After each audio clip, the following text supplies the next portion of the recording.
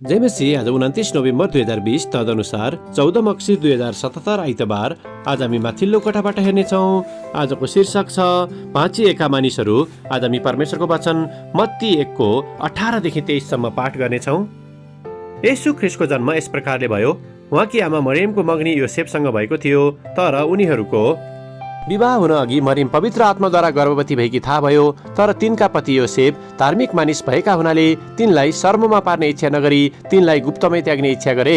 तर जब उनले यी कुरा विचार गर्दै थिए, सपनामा परमप्रभुका दूत देखा परेर उनलाई यसो भने, योसेफ, दाउदका छोरा, तिम्री पत्नी मरियमलाई स्वीकार गर्न नडराऊ, किनभने जो तिनको गर्भमा हुनुहुन्छ उहाँ पवित्र आत्माबाट हुनुहुन्छ। तिनले एउटा पुत्र जन्माउने छिन् र तिमीले उहाँको नाउँ येशू राख्नेछौ, किनभने उहाँले आफ्ना मानिसहरूलाई तिनीहरूका पापबाट बचाउनु हुनेछ। अगमवक्ताद्वारा परमप्रभुले बोल्नु भएको वचन पूरा हुनलाई नै यी सबै भएका हुन्। हेर, एउटा कन्याले गर्भधारण गर्नेछ र त्यसले एउटा पुत्र जन्माउनेछ र उहाँको नाउँ इम्मानुएल राखिनेछ, जसको अर्थ हो परमेश्वर हामीहरूसँग। आमेन।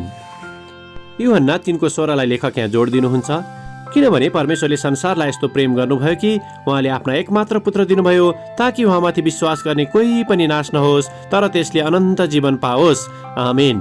लेखक आफ्नो अनुभव र विचारलाई यहाँ यसरी प्रस्तुत गर्नुहुन्छ।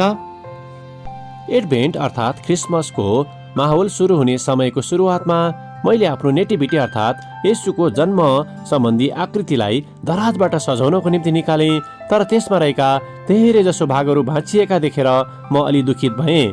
त्यसमा रहेका एउटा स्वर्गदूतको आधा मात्र पखेटा थियो, एउटा गोठालाको हात थिएन र एउटा ज्योतिषीको खुट्टा थिएन, साथै गधाको एउटा मात्रै कान थियो।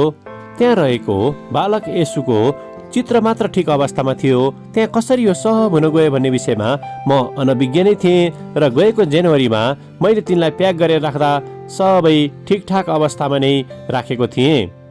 त्यसैले सुरुमा मैले सायद नयाँ नेटिभिटी किन्नु पर्छ कि भनेर विचार गरेँ, तर मैले पुनः विचार गरेँ सायद परमेश्वरले मलाई यसबाट केही सिकाउन खोजिरहनु भएको छ। हामी सबैजना वास्तवमा बाँचिएका मानिसहरू हौँ, तर परमेश्वरले हामीद्वारा ठुला कार्यहरू गर्न सक्नुहुँदछ। जब हामी आफ्ना पापहरूको पश्चाताप गर्दछौँ अनि उहाँसँग क्षमा माग्दछौँ, तब परमेश्वरले हाम्रो भाँचिएको जीवनलाई नयाँ तुल्याउनु हुँदछ। येशूको जन्मको कारणले पनि संसारमा नयाँ जीवन ल्याउनको लागि ठुलो र प्रभावकारी काम गरेको थियो। तसर्थ म उक्त भाँचिएका नेटिभिटीलाई नै यस क्रिसमसको निम्ति सजाउने छु, जसले मलाई परमेश्वरको महान प्रेमको सम्झना दिँदछ। हो, परमेश्वरले हामीलाई यति धेरै प्रेम गर्नुभयो कि येशू यस तोडिएको संसारलाई नयाँ जीवन दिनको निम्ति आउनुभयो।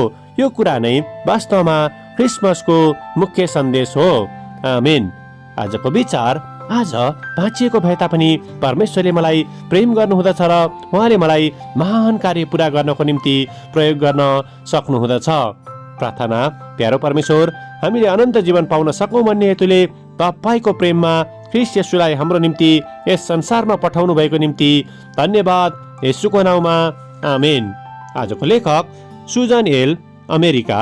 आजको प्रार्थनाको विषय, आफैलाई अयोग्य सोचिरहेका व्यक्तिहरूको निम्ति।